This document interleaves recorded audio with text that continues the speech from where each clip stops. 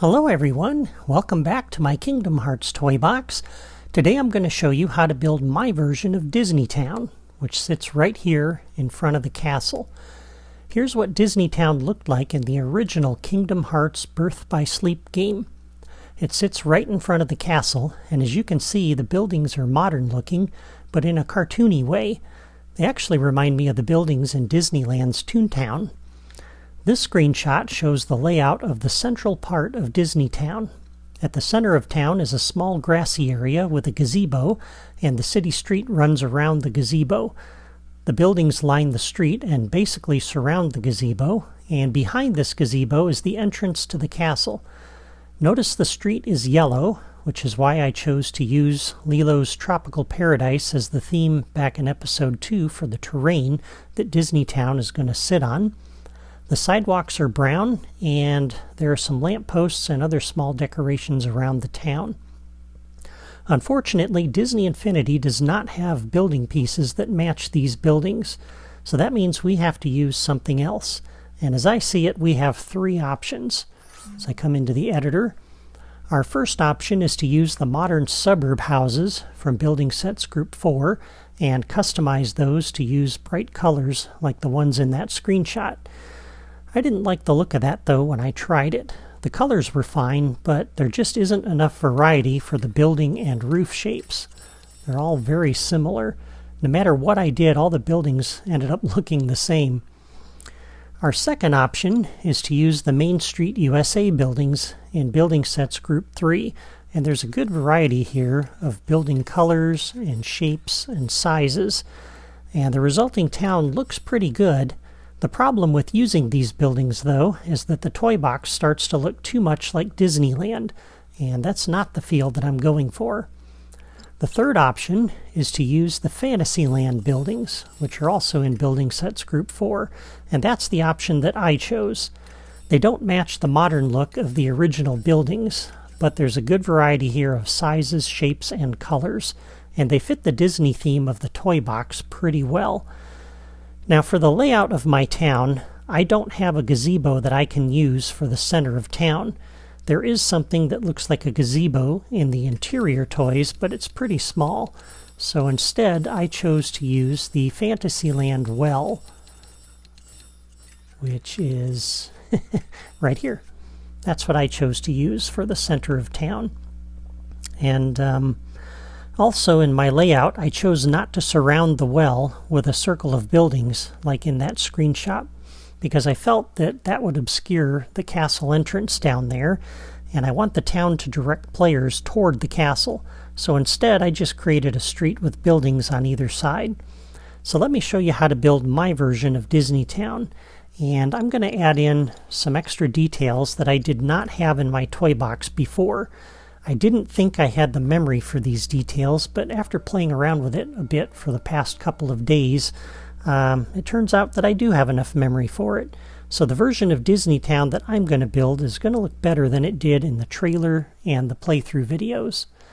So the first thing we're going to do is put down this little spacer block. And let me pull up my screen grabs here just to make sure I get all these things in the right place. All right, so this terrain block that we're sitting on, I'm going to place this little terrain cube right there just to help space these things. And actually, we'll put one on the other corner as well, right there. And then under Building Sets Group 4, we scroll back to the left. I'm going to begin with the taller base of these buildings, and I want to put this like that, and I want to do this with the two windows facing out. So that's where this one is going to sit, okay? And then we're going to do the same thing on this side with the windows facing out and toward the street. And then we can delete these little spacer blocks. That gets the town starting to build in the correct location. And you might think, well, there's a lot of empty space out here, but we got the road to put in which we're going to do next time. And we've got some more room in here for the town, so this is a good space or good place for this. All right, so let's start by placing the buildings, and I'm going to use this piece here, the timber base. We'll put this one with the door facing out, and we want to limit the number of building pieces that we're using here. We don't want to use a huge variety of pieces, so I'm going to use that one, and I'm going to use this one. Again, we'll put the door facing out. Then we'll pick this one up. And I think, is it this one? No, it's not that one. Sorry. It's the other one. The one with the window next to the door. That's the one I used. All right, so for this one, we're going to push it back 2 nudges from the other building. So we're kind of creating something of a circle here without obscuring the castle. So this actually opens up the town on this end so that you can see the castle stairs. So that'll sit right there, right up against that terrain edge. And we're just going to alternate these buildings. So let me put that one down, put that there, and then we'll put another one of these over here, like that. All right, for this building, we're going to make this 2 stories high. So for this one, we'll place it with the 2 buildings out, and the door will be over here, so that'll be obscured. Okay. Now on the other side of the street, let's pick this building up and put it down.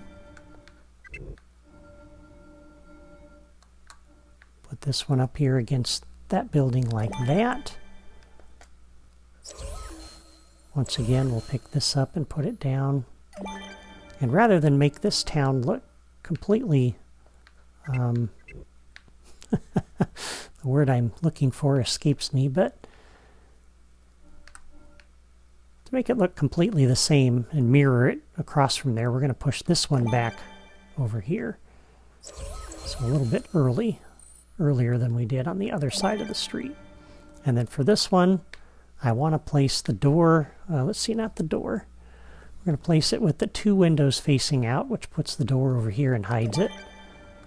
We're going to put another one here like this, and another one here like that. And that makes it look like a nice wide stone building. We don't want this to look identical on either side of the street. All right, and then I will pick this piece up one more time, put it down, and we're going to raise this up,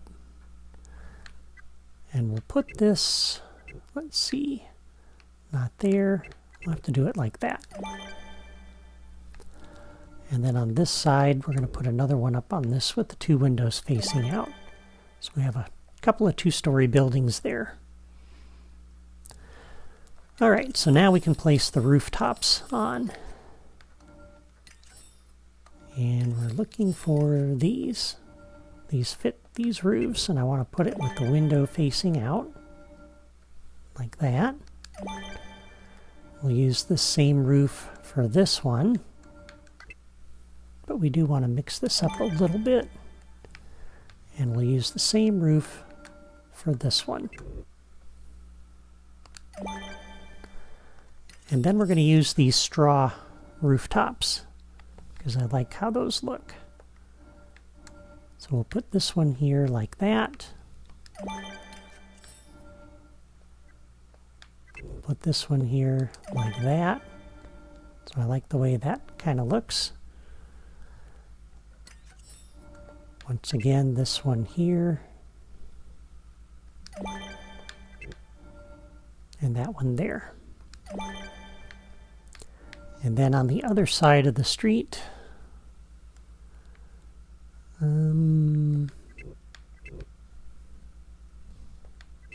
it this building?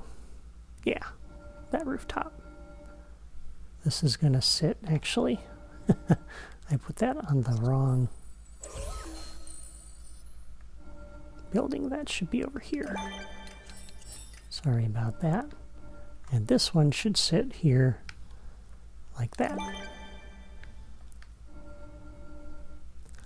And then we're going to put it again in the middle of this.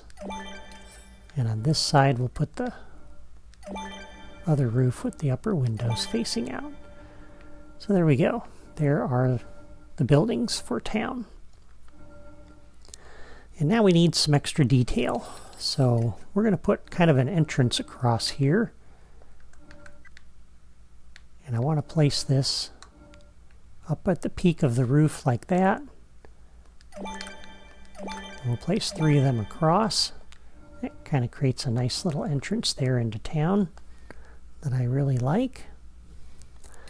And we need the well.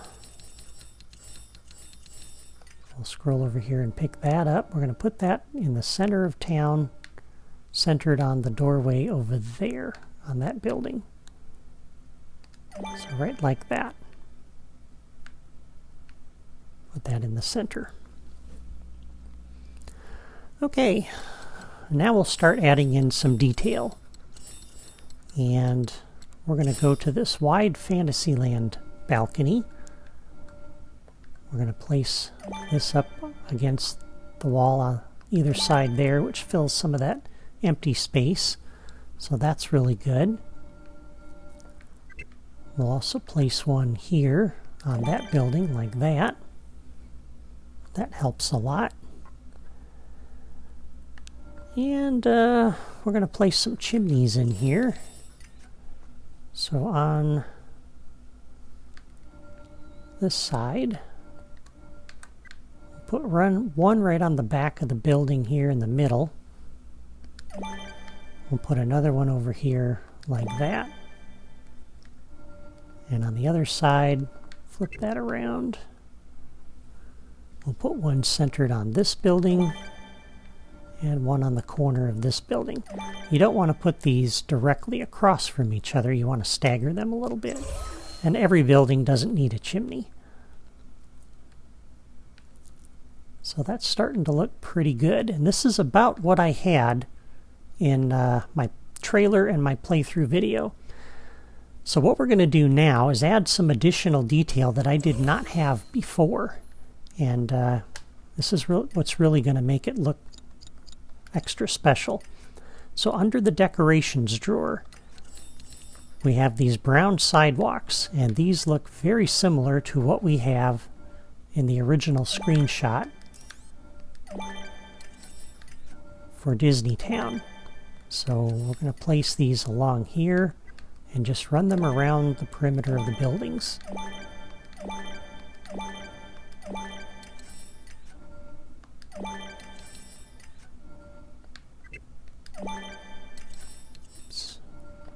And then run these to the end of the row.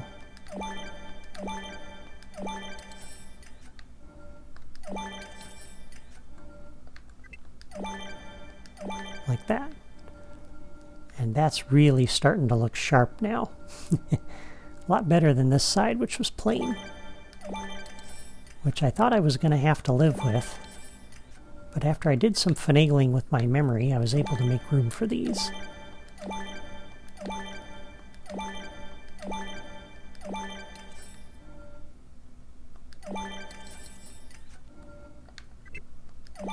Oops. That one's turned the wrong way. We need it like that.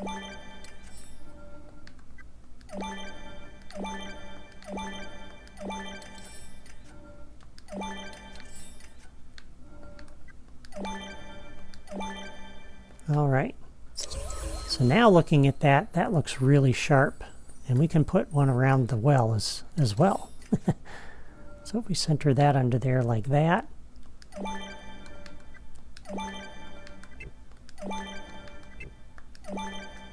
That really sets things off now. And I like how that looks. All right, some additional detail. We had those lampposts in the screenshot, so we're going to put some of these in. Put one on either side of the street here. We're going to put one on the corners there and there, and then one on the corners down here.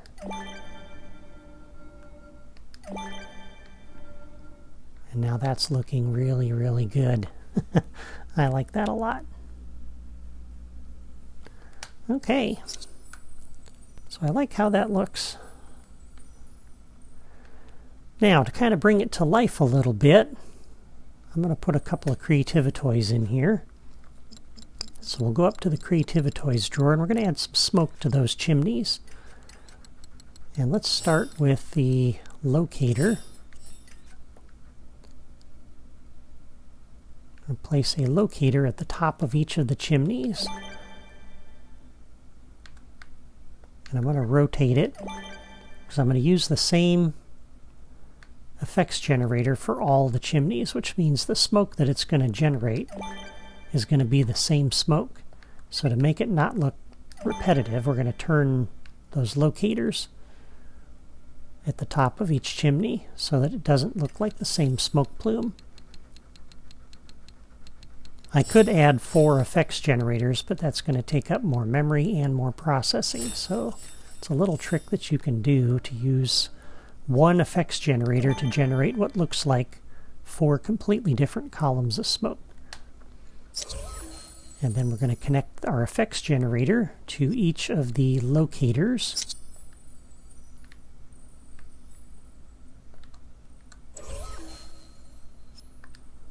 And by the way, if you're not sure, again, how I'm getting into the logic menus here and that sort of thing, you probably want to start out not with a toy box like this, but with something simpler. And I'd recommend starting with my Toy Box Tutorial series, which will help you get started with the basics of how to edit in the toy box. How to use the editing menus and the logic toys and so on. And in that series, once it gets going a few episodes in, we start putting everything together that we're learning and build a Fantasia toy box. And if you follow along with everything that I'm doing there, then when you're all finished, you'll have a Fantasia toy box that you can enjoy, filled with working examples of all these things. The other Creativitoy we need is the level starter. And we're going to connect our level starter with a new logic connection on Catalyze. Come over to our effects generator. We're going to play Looped under the smoke category. We're going to do the smoke plume, and that'll put a smoke plume at each of those locators. And if you want to see what that looks like, we can put a temporary button in here.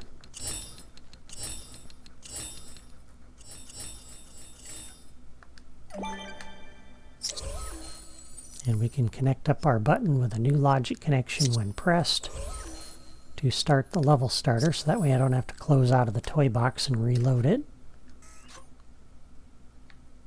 And then when we push the button, there goes the smoke for all the chimneys. You can see it doesn't look like the same smoke plume. So that's really good. Kind of brings it to life by adding a little bit of animation. Alright, so there is Disney Town. Alright, before I sign off, I want to show you how to add the throne to the castle's throne room. And let's go ahead and delete this button because we don't need that now. So we need a throne in the throne room, and I told you I'd do that in this episode. So before I sign off, I want to show you how to do that because I didn't have time to do it before. The throne is only available in the interior toy box. So once again, I'm going to show you how to bring the interior toys out. There's a little trick for that. So for right now, let's go ahead. I'm going to place the toy box door over here, just kind of out of the way. We'll put it up here like that. And we're going to go into the toy box door, into the properties, destination. We're going to create a new toy box. I'm going to create a new interior. And the level name on this doesn't matter because we're not going to use this toy box for anything other than bringing the interior toys out. And we'll save. That creates the toy box inside this toy box save file and links it to that door. All right. So at this point, I'm going to go ahead and save my toy box.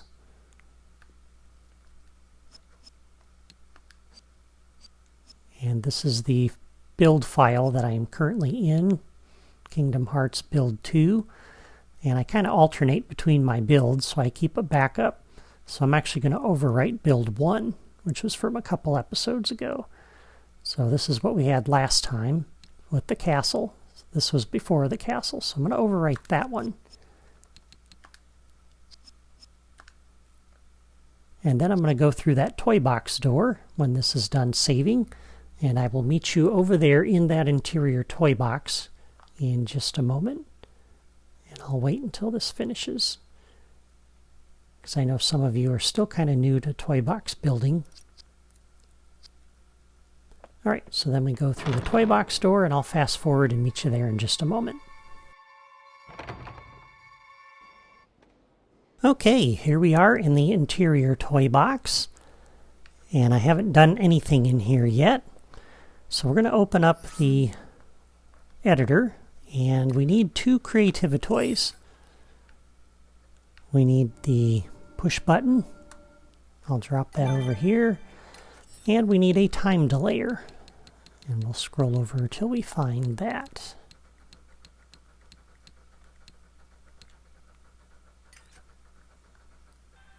There we go. Alright, so on the time delayer, open up the properties for that. I'm going to set the delay time to 5 seconds. And we're going to connect the push button to that, and you'll notice it's not letting me select the button. It's a bug in the interior toy box. So we'll come out of the editor, and what we're going to have to use instead is the magic wand. So I'll select that from my tools, and then we'll go ahead and select the button with that. And we'll do a new logic connection when pressed. We'll connect it up to the level starter to start the delay.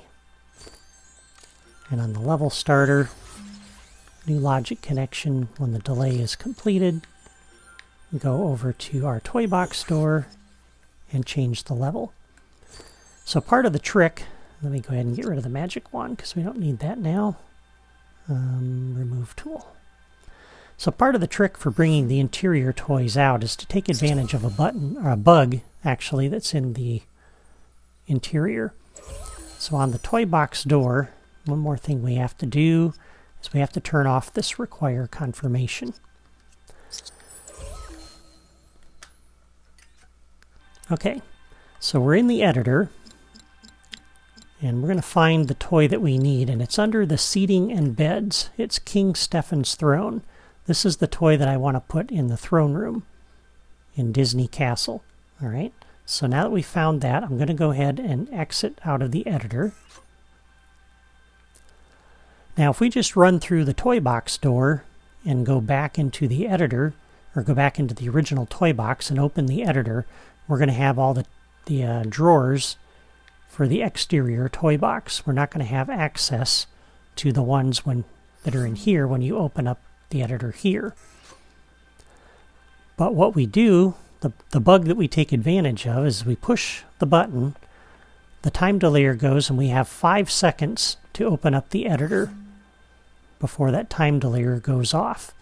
And if the level changes with this editor open, then when we get to the other toy box, it'll remember that this editor was open, and when we open the editor, it'll be these toys.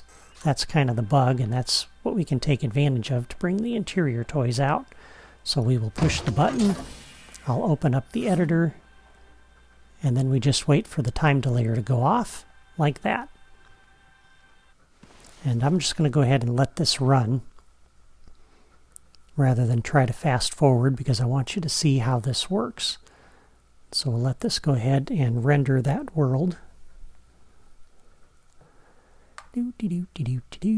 Shouldn't take too long because we haven't built a whole lot here. There we are. And now if we open up the editor, here are the interior toys, and we can use them here in this editor, in this world, the exterior world. So we'll go ahead and bring our throne up here to the throne room. I want to set this right here, and you'll notice this isn't causing a problem with the bounding box of those ceiling pieces, which is very interesting, but I am not complaining. So I'm going to place the throne right there. And if you wanted to, you could, and you have a memory on other systems, you can place other interior toys in here. So there are, for example, wall hangings and things that you can place. You'll notice, though, if you try to place these in here, this does run into bounding box issues. So this isn't going to be straightforward to just use these. So you're going to run into problems when you try to use these things. But the throne is really the key that you need in here. You can't really add in anything else. Now to get back to the original toys, what you do is go back into Spark mode and pick up one of these toys that's only available in the exterior. And now you'll notice you're in the exterior toy box drawers again. And we no longer have access to the interior ones. So that's how we bring the throne out for our throne room. I don't do that trick very often, but I figured it's been a little while since I did that, so it's helpful once in a while to show you how to bring those interior toys out, because I know a lot of you are newer viewers. You haven't seen me do that trick. You haven't watched all my videos, but there's the throne. And by the way, I am going to leave this carpet here since I have the memory for that after I did some finagling.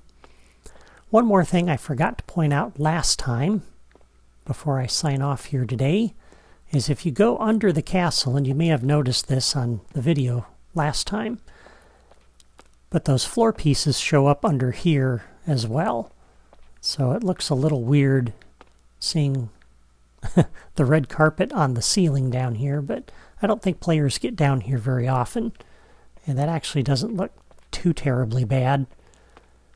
Given how good it makes the upstairs look, I'm willing to live with that, I think. So with that, the castle is done, and so is Disney Town.